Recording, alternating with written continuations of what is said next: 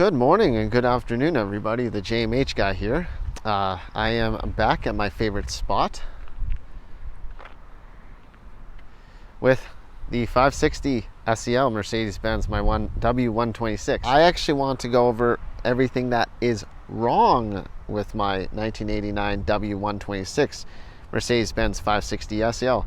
Let's get into it. Okay, so for those of you who have or may not have already seen my car, let me do a quick little walk around. It is just such a beauty. For those of you who don't know, I'm actually in the middle of selling this car to save up for a down payment on my first home, as I'm looking to also move provinces in addition. This was, once again, my family. It was family owned for over 16 years, so almost half my life. So there's many incredible memories with this thing, and it is just such a beauty. Like, all the classic Mercedes-Benz fans and lovers know that the W126 generation is very special for how it looks, drives, handles the comfort and everything. So once again, dark navy blue on a rare for North America Blue Velour interior. I think it's gorgeous. It's extremely different because, once again, I'm from Canada, so the North American market, and this was the Japanese import, Euro-Spec. So unlike all the other 560 SELs for sale, or majority 99.9%, this is the only one on the market with this interior, the only one. So, and it is gorgeous. The condition on the interior is just fantastic. Just got a couple of my bags here in the back. You got the rear reclining seats, the heated seats.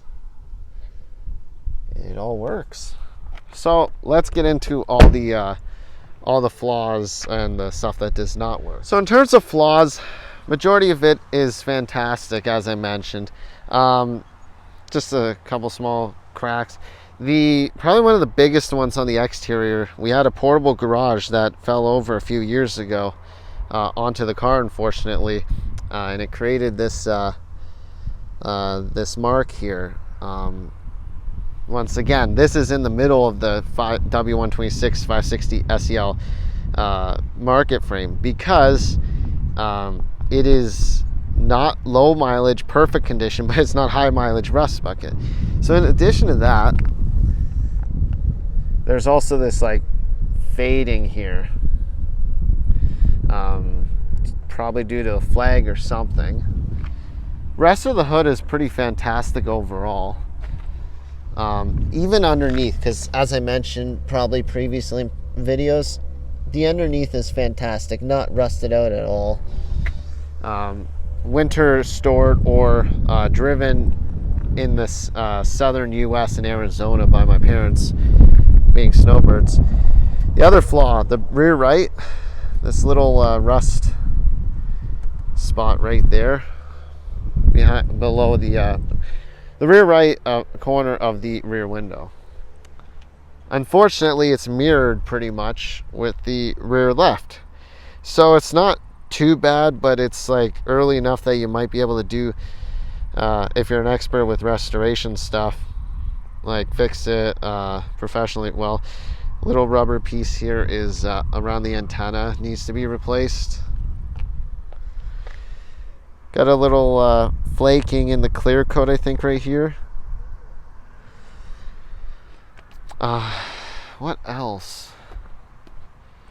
Just the typical minor scratches. Very slight paint fading on the front left fender.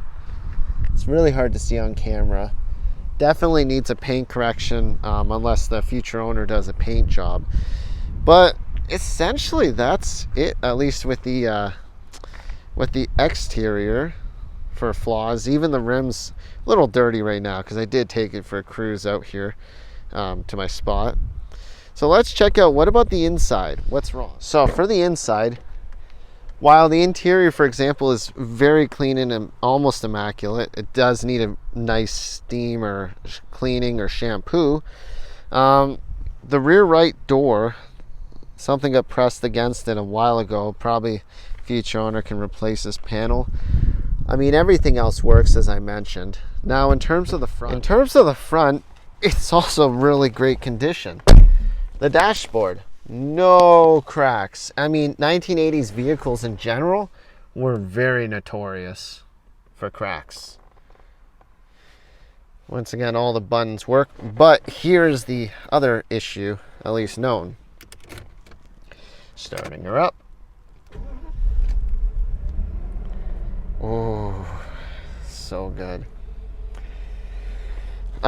So for the AC, it blows very strong, but sometimes it's cool, but then it warms up randomly. So, like, not 100% accurate, but it's hard to tell if it needs refrigerant or what the issue is.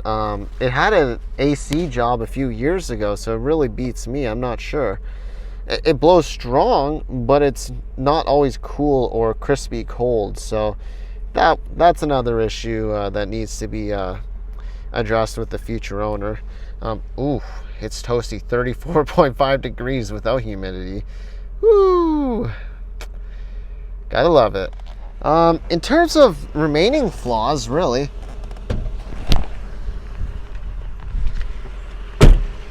the only other thing, which really isn't an issue anymore because of the recent servicing,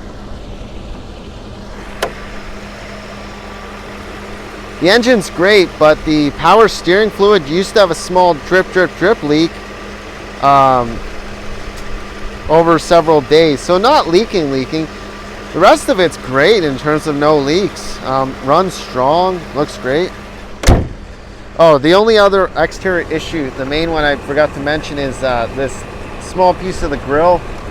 I don't know if you need to, if you can like glue it back on to replace the twist ties. Probably Gorilla Glue maybe, versus getting a whole new grille.